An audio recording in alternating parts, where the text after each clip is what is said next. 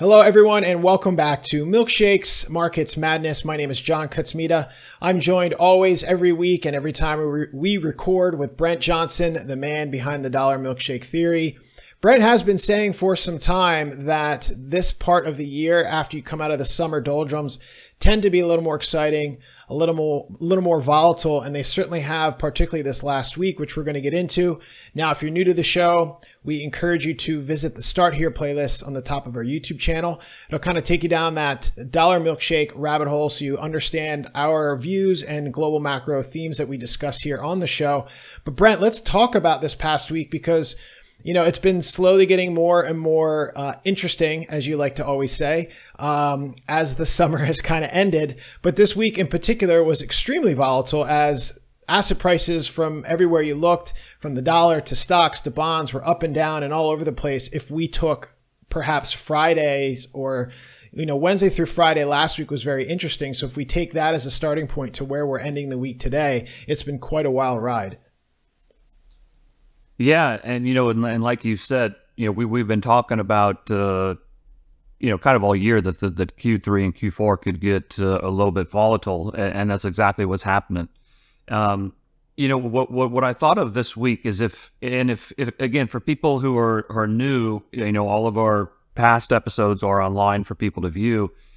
For people who tune in every week, you might remember a couple weeks ago before the Fed meeting, you know, we were anticipating, you know, what was going to happen that week.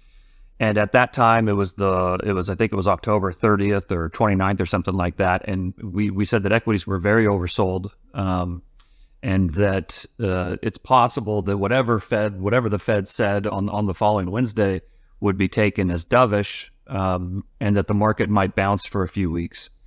But I also said I didn't think that was necessarily going to be the all clear. It wasn't necessarily a great buying opportunity for the long term, although it could be a good buying opportunity for the short term. And lo and behold, this is exactly what's happened. We've had another extremely hard bounce coming out of the Fed meeting a week ago. On last week's episode, you know, I talked about how, you know, the bounce was pretty hard already, but that I thought that the market was getting a little bit ahead of itself with regard to what Powell said. And I thought that in the course of time, you know, it would be known that Powell actually meant to be more dovish than he came across in the meeting, in the Fed meeting or in the Fed press conference. And sure enough, you know, later in this week, I guess was it yesterday or Wednesday, he held you know, did a speech, and he came across as pretty hawkish again. So kind of walked back some of that dovish outcome of the Fed meeting, and markets sold off a little bit subsequent to that speech. But then today they were up big again. So we've kind of gotten that 2-week bounce coming out of the Fed meeting. You know, I'm anticipating perhaps a little bit of follow through early next week, maybe Monday, Tuesday. But I personally would, and over that same time period, the VIX has gone from 24 to 14. I mean, it's incredible, right? Even though all the stuff we've got going on in the world, the VIX just keeps getting crushed, you know, week after week, or not week after week, but, you know, every time we get one of these rallies, the VIX comes down. And I think the opportunity to buy put protection with equities screaming higher and the VIX below 15 is an opportunity that shouldn't be ignored. Now, I'm not saying that you need to sell everything and go put all your money into puts, but I will often hedge our positions with puts, and I like to do it when the VIX is low, and that's what we have. And so I will probably be adding to some hedges on Monday or Tuesday if we get further follow through from here. So if anyone is not familiar with the term dove or hawk or dovish or hawkish, we did an episode, and I'll highlight it here, called When Doves Cry, where we actually talk about what those terms mean. Now, I might have misheard you. I knew what you're meaning to say, and maybe that's actually what you said. And like I said, just misheard you. But Powell was misinterpreted of potentially being too dovish or too, you know, bond friendly, market friendly last week, as post the FOMC rate decision to pause, markets rallied. And you had said that you expected subsequent to that to be a more hawkish tone from the Fed, particularly Powell, to kind of take away those animal spirits, hawkish being a little more tighter on the monetary policy side, not as accommodative.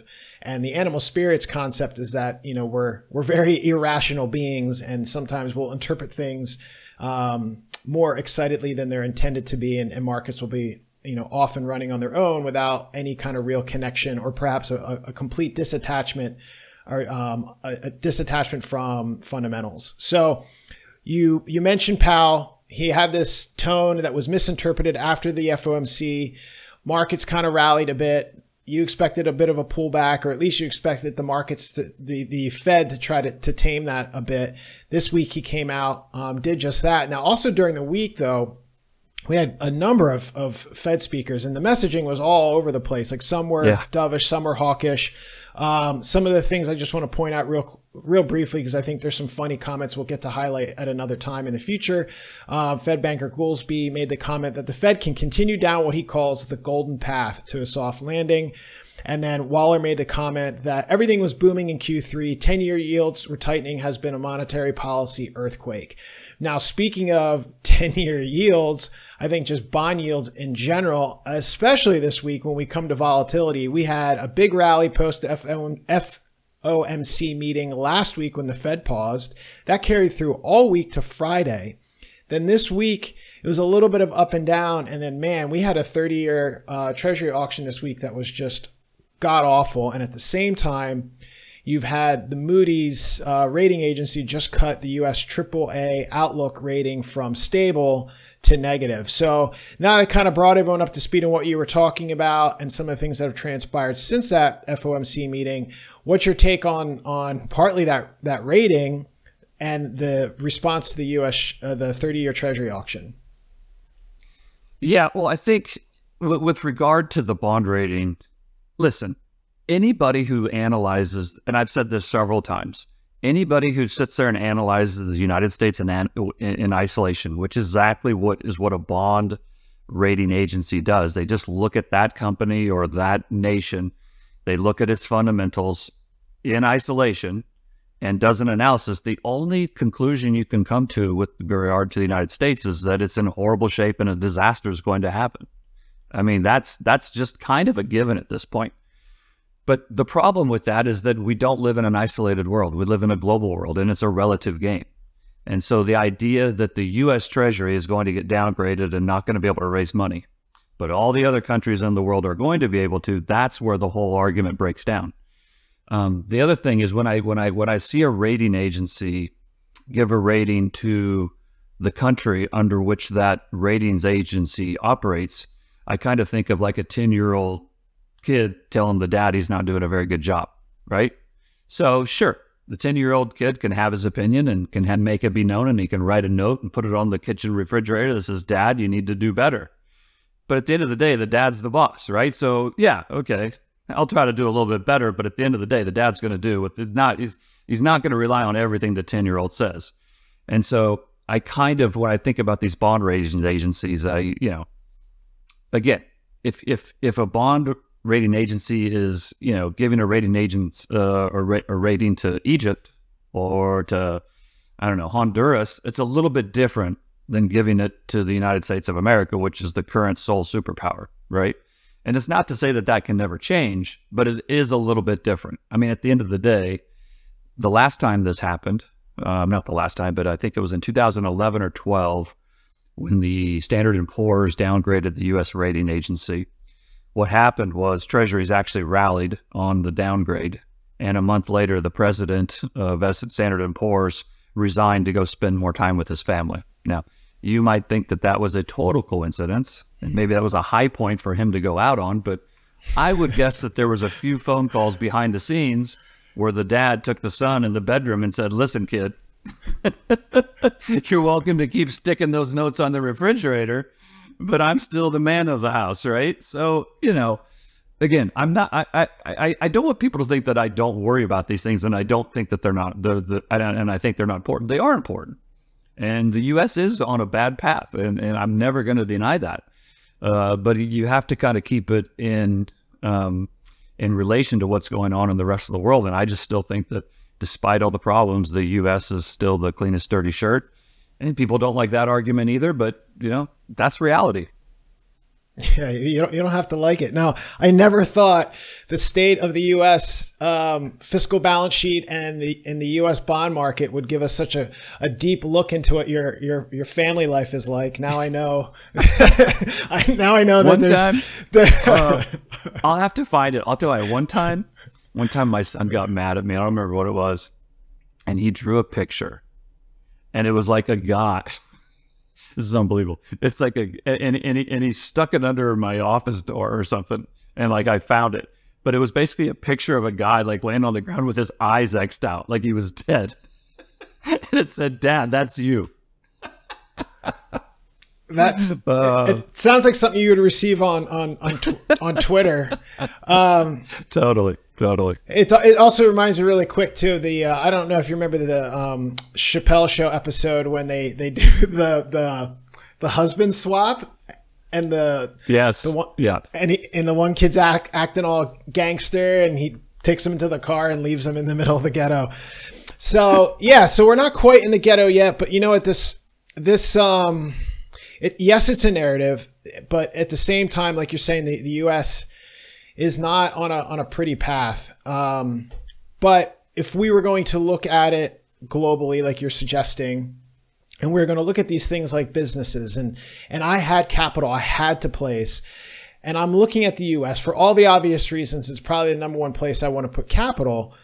But if I was investing in a business, not only do I want to know the trajectory of that business, but I also want to know the leadership. And I think that's one of the areas that's very foggy, I think, for both, U.S. citizens that we're coming up on an election year, but also for the capital markets. Like, we know Biden's not making decisions. Who is making decisions? Janet Yellen, at her given age, is she making the best decisions as a Treasury secretary? That's something that easily could be argued against. So when we're considering this as a capital markets business decision, is it really just, does it get that bad that there's just no one even in the market? Is this why you're seeing money go into gold when real rates are as high as they are? Is this why we're seeing Bitcoin overperforming all year long? Where do you think, you work with a lot of international investors. We understand why the U.S. makes sense in a lot of cases, but is there really no other option? Well, no. So this is actually a great week and a great event, this 30-year auction, to kind of make this point. So I think a lot of times, because most people who've been following me know that I'm very bullish on the dollar, and I think the dollar is going to go much higher. And I think sometimes people will confuse the U.S. Treasury going higher with the dollar going higher. Now, I'm kind of agnostic as to which way U.S. Treasury bonds go. If we get into a massive deflationary event, I would expect Treasury bonds to go higher, but I don't know that they will. And it wouldn't surprise me at all if interest rates continue going higher for a number of structural issues and some of the issues that you're highlighting here, in which case that would drive the dollar higher, because as you get paid a higher yield to be in U.S. Treasuries, that sucks capital into the dollar in order to buy the, because you get paid more to have it. So it's important to understand the difference between the Treasury and the U.S. dollar. Again, to operate on the global stage as the world currently works. Now, again, you may think the world is changing. You might think it's different a year from now. You might think there'll be some alternative systems that people can move to in the future. But as of right now, to operate on the global stage, you need U.S. dollars. And so if holding some kind of a Treasury bond or some kind of a Treasury security or some kind of a U.S. security that you need dollars anyway to operate, and you get paid more to save it in dollars than you get paid to hold it in pesos or rubles or yen or yuan or whatever it is, then it just makes the decision really easy to hold it in U.S. securities. And to hold U.S. securities, you need dollars. So that pulls capital into the dollar. So this kind of goes back to the milkshake theories, the basis for the milkshake theory. In the very first interview that I ever gave, where I kind of laid out this thesis, I said interest rates would be higher. Interest rates would be higher, and they would be higher in the U.S., and that would draw capital in. And I said it will cause a sovereign bond and currency crisis. The way you get a sovereign bond and currency crisis is the exact things that you're talking about, John, happening in the U.S., but it also happens abroad. In other words, it's the rejection of sovereign financing. It's the rejection of sovereign bonds. And people start looking for other places to put their money other than in sovereign bonds. And as they do that, sovereign bond yields rise. Now, as the sovereign bond yield rises in the U.S., that sucks capital into the U.S. And the U.S. is better able to deal with a budget deficit because it can print the dollars it needs. But the rest of the world, which also has dollar debt, and we've talked about this several times, there's more dollar debt outside the United States than inside the United States, they don't have the ability to print to service that dollar debt that they have. And so as the dollar gets stronger, it puts their economies under strain. Their sovereign bonds become less attractive as well. And as rates rise in those sovereign markets, again, they can't print to meet their budgetary needs. They have to start printing their local currency. That makes their local currency fall, and that puts them into severe economic pain. And people reject their sovereign bonds as well. And that's how you get a sovereign crisis, where yields start to rise and as investors reject them. And so I think you will see that in the United States. I think we will probably get to a place, I don't think we're there yet, but we're probably getting close, where they start mandating banks buy treasuries, pension funds buy treasuries, 401ks hold a certain amount of treasuries. Now, I think there'll probably be a crisis that leads to that decision, to something like that.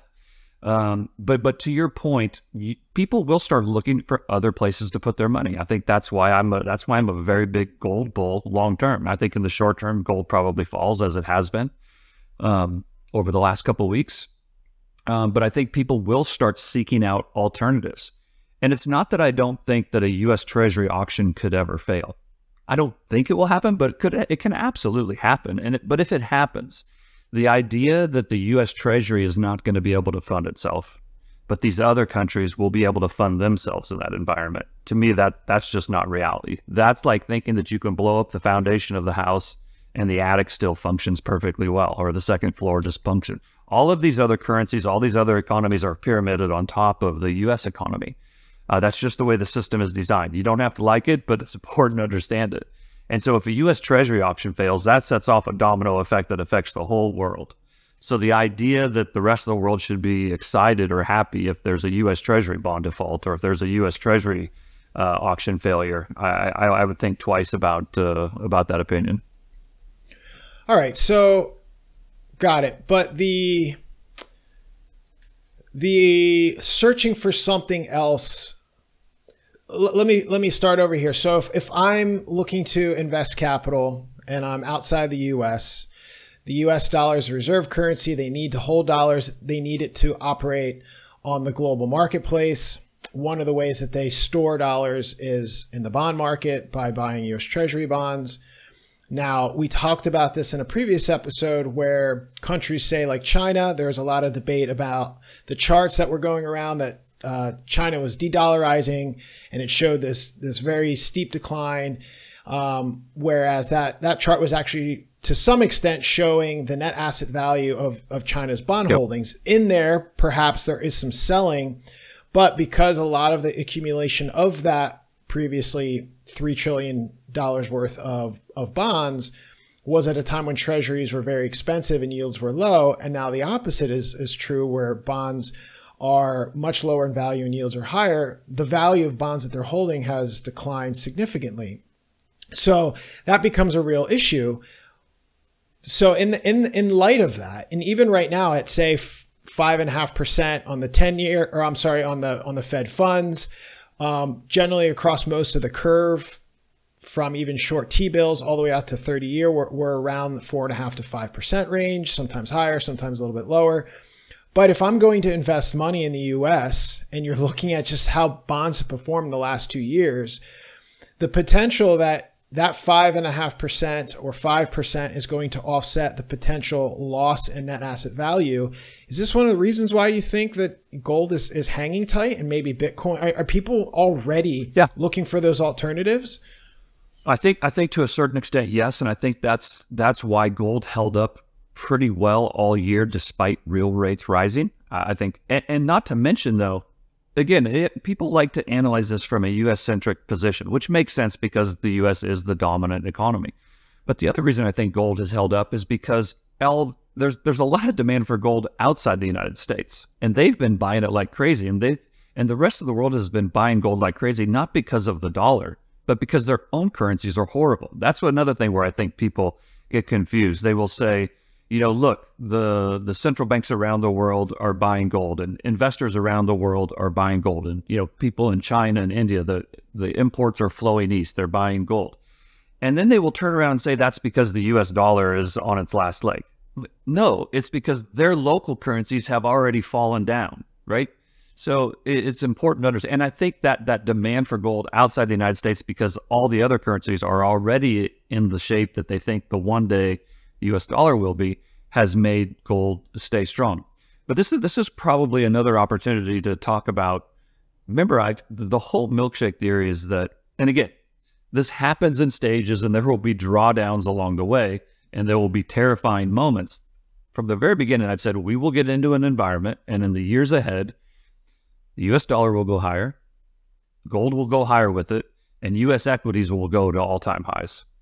And the reason I've said US equities will go to all-time highs, and I think they're going to go a lot higher than they are now, but that will also be characterized by terrible drawdowns along the way, is the wanting to get away from sovereign bonds, the rejection of sovereign bonds.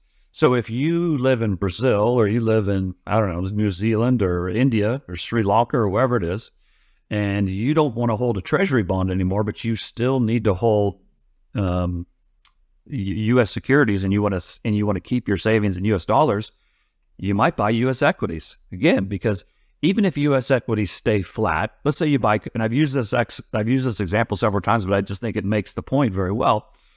You know, if you live abroad and you're saving in dollars, and so you buy Coca-Cola, well, you need dollars to buy Coca-Cola, so you have an account with U.S. dollars in it, and you buy Coca-Cola, and let's say Coca-Cola stays flat, or let's say Coca-Cola goes down 5%. Well, Coca-Cola pays a 4 or 5% dividend. So at the end of the year, even though Coca-Cola fell 4 or 5%, you're about even. But then if your local currency fell 10 or 15% versus the dollar, you're still up 15% in real terms versus your local currency. And I think that phenomenon, people rejecting global sovereign bonds, not just U.S. treasuries, but all sovereign bonds, including U.S. treasuries, or at least wanting to get paid a higher interest rate to hold a sovereign bond, people will start looking for alternatives. Like you said, they'll look for things like, I don't know, Bitcoin. They'll look for things like gold. And I think they'll look for things like large cap U.S. equities. And I think that's why we will eventually have this milkshake. This is even happening when we're not in an easy money environment. But as the world goes back to stimulus, QE, they start printing. I think that's how you get this phenomenon where maybe the central banks are the only ones buying sovereign bonds. Everybody else is rejecting them to the extent they can, and to the extent they're not legislatively required to buy them, where you start seeing people roll into U.S. equities. And I think that has largely happened over the last few years. If you look at the flows into U.S. equities over the last 3 or 4 years, they've been enormous, and they've dwarfed the rest of the world. And that's why you know, the market is near its all-time high, despite all the problems. Now, you have mentioned, well, let me get your update then perhaps on the outlook here. We're coming towards the end of the year. We have, you have mentioned, you know, gold performs well in various situations, but be prepared for drawdowns because it's one of the most liquid assets. Bitcoin tends to kind of be actively sold in crisis moments. And the animal spirit, something we've talked a lot about lately, is trying to front run monetary policy by assuming that there's going to be a crisis. And when that happens, there's going to be extreme accommodative policies, more QE, more money printing, whatever you want to call it. But before that happens, generally there's going to be a big drawdown because people are going to need to cover positions or make margin calls. And so they're going to sell everything that's not, glued to the ground, and they're going to sell the most pristine stuff first. So do you think, given history, that we're in an extreme tightening cycle? We're seeing a lot more bankruptcies. We're seeing manufacturing slow down. We're seeing just even recently with the non-farm payroll report at the end of last week showing the first uptick in unemployment in a really long time. Do you think we're headed towards, we're getting closer to a liquidation event, even if it's short-lived, prior to maybe that next rocket higher because of expectations how the Fed will respond? Yeah, I think that's likely. Again, I think equities are going to go a lot higher, but I think in the short term, in the very short term, maybe for the next couple of days, for a couple of weeks, maybe it still kind of continues this bounce. But then I think that we are going to have more downside in equities. And to your point, I think, and people need to understand, the Fed is not just going to come out tomorrow morning and out of the blue decide to go back to QE. They will go back to QE, or they will go back to stimulus, or they will go back to easy monetary policy if they have to do it to save the system.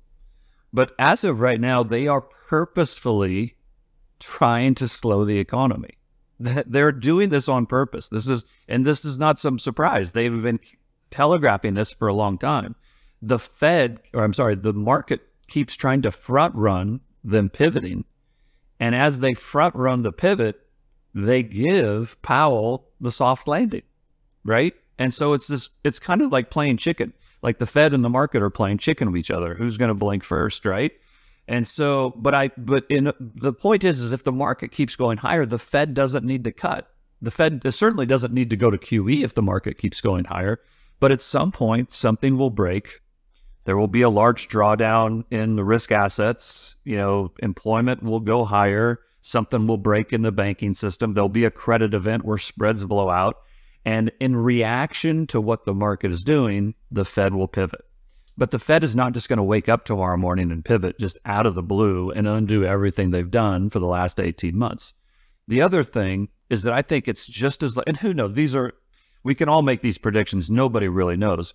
But I think it's just as likely that the central banks overseas pivot prior to the Fed. Right.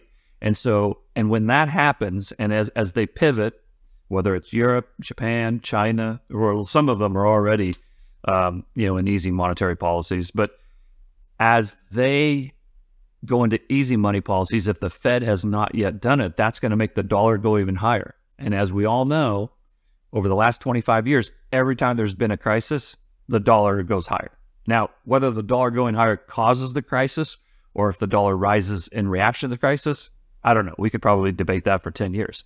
But the fact is it's 100% correlation, and I don't think it's different this time. So as if we get an easing environment overseas prior to the Fed pivot, the dollar goes higher, then perhaps we get some kind of a liquidation event, and then the whole world goes back to easy monetary policy together. And in that environment, I would expect U.S. equities to go much, much higher.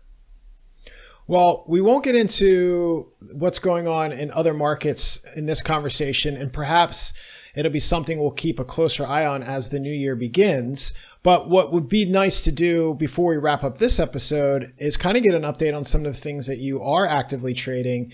You've been vocal about being somewhat short gold. I would always tease you that was kind of a bias because you wanted to buy just before it took off, but you've made the point about there being a war premium.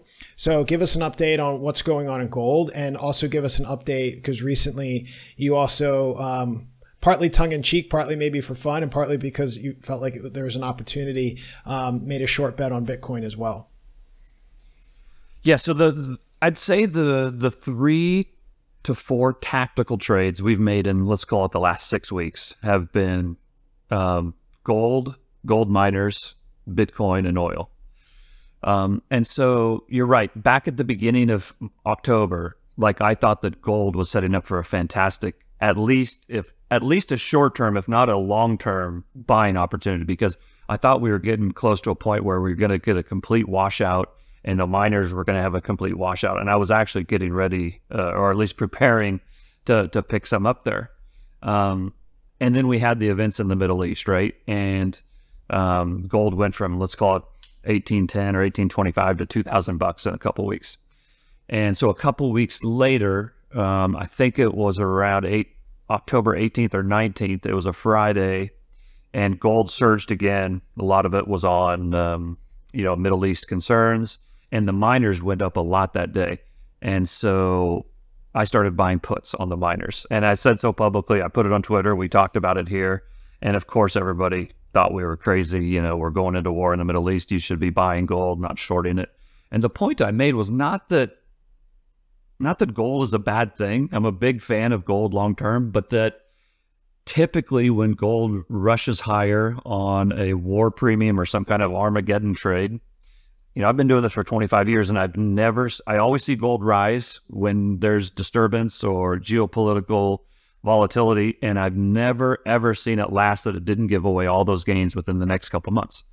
And so while it was kind of peak FOMO, I felt, we started buying the gold miners. I think GDX was around 2850. It was between 2850 and 2929 where we were buying our puts, and we just said, we think that's overdone, so we started buying puts, and now GDX is at 27, so it's down significantly. So those puts are in the money. We've sold about half of them and taken all our initial capital off the table, so now we get the rest to ride for free. Or gold has pulled back from 2000 to 1935, so it hasn't pulled back as much. It's pulled back a little bit.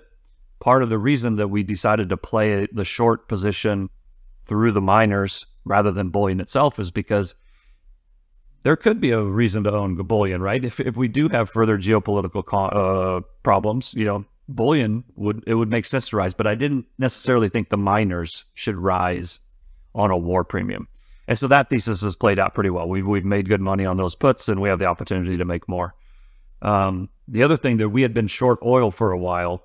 We shorted oil around 90 bucks. Can you imagine going into war in the Middle East? You're both short both gold and oil. I got to tell you, that didn't feel too good. There was a couple days where that was a little touch and go, but we kind of stuck with it, and it worked. We were short oil, and we had puts on Exxon. Both of those paid off. The Exxon puts paid off better than the short oil, but actually oil now pulled back all the way to 75 a couple days ago, and so we actually started buying oil. We think that's a good level to start building a long position. Even if it's just for a short-term trade. I don't know if we'll hold those for a long time, but we think we can get a bounce there. So that has done well. Around the same time, I think it was the day of the Fed meeting. Maybe it was the day before. I also thought that Bitcoin had a big surge higher, and we thought that Bitcoin would pull back, and still kind of do. And so we bought puts on Beto, which is it's a stock that tracks Bitcoin, and we thought that would be a good way to limit the risk but take a shot at it. And so we bought puts, and that has not done well. Bitcoin went higher, and that was only a 2-week trade, so that expires a week from today. As of right now, it doesn't look like those will pay off, but Bitcoin is volatile. We got a week to go, and so we'll see how that does. But I do think to a certain extent this week we saw the war premium come out of both gold and oil. And so if that continues, maybe we'll get back to that good buying opportunity that we were looking at in early October. Sounds good. Appreciate that update. Some other updates that would be worthwhile hearing from you is, if people can't tell, you are on the road. You've been a rambling man, a traveling man the past week or so. Before we get an update on where you are now, can you give us an update on your experience at the New Orleans Investment Conference? Yeah, I like going to the New Orleans Investment Conference because I see a bunch of people I know, and it's just kind of a fun place to go for a couple of days. And I think I mentioned this on last week's episode, but if I didn't, I'll mention it again quickly. Is I sat next to a guy, a very well-known guy, and he and I don't always get along. We've always gotten along in person, but we don't always see eye to eye. I guess that's probably the right way to say it. But I sat there and I had a conversation with him for over an hour, and it was one of the best conversations I've had in a long time. And so to me, that was just a reminder that we can all disagree, but we can all get along too. And, there's nothing wrong with sitting there and talking to somebody. You don't always have to agree with everybody that you're friends with. You don't always have to agree with everybody to have a fun conversation.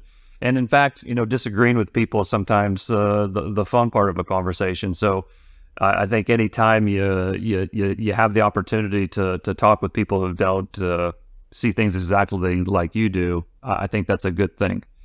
And now this week I'm in Nassau, Bahamas. And the funny thing is, so I flew home from New Orleans to Puerto Rico. And then to fly, Puerto Rico to Nassau is not very far.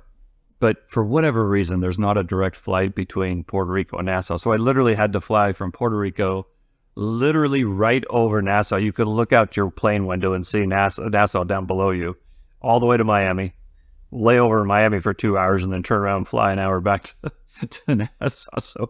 So what could be a 45-minute flight is like an 8-hour experience. But anyway, what's interesting here is I'm with a bunch of real estate investors.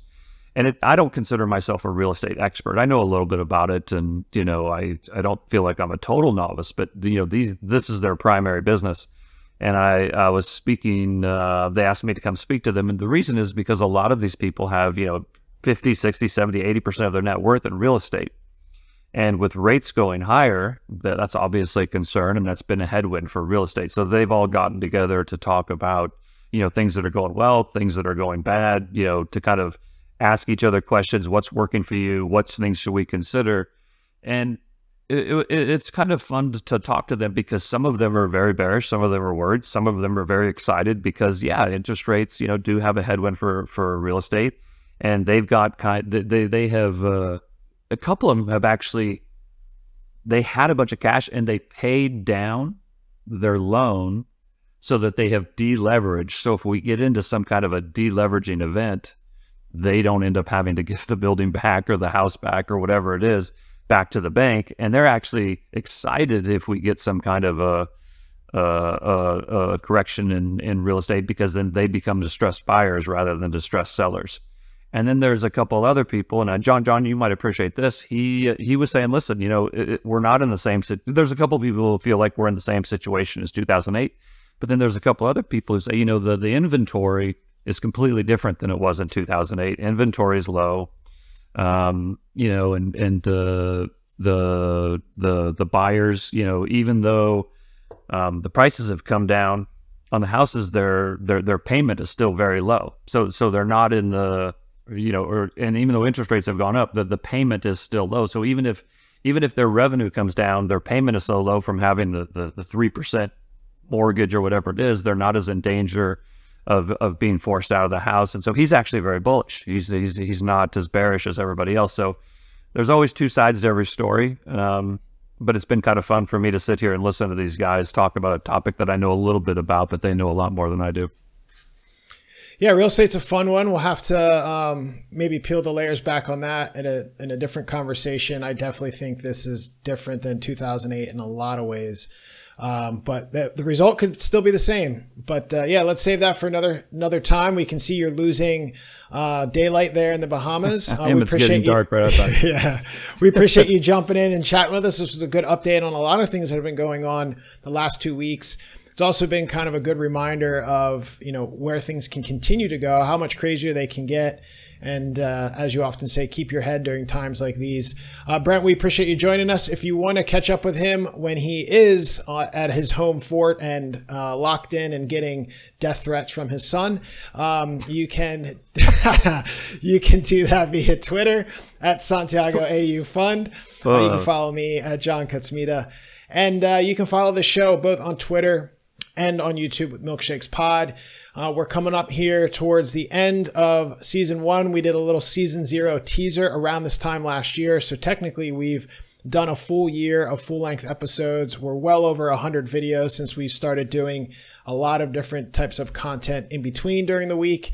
We hope to continue to do that. And we hope to share with you some new ideas for everyone to get involved and participate behind the scenes with us a little bit more in 2024. So stay tuned for that. Brent, before we wrap up, any last words?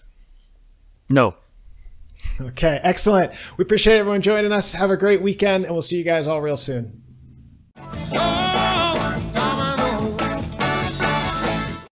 This show is provided for entertainment and informational purposes only. It should not be relied upon as legal, business, investment, or tax advice.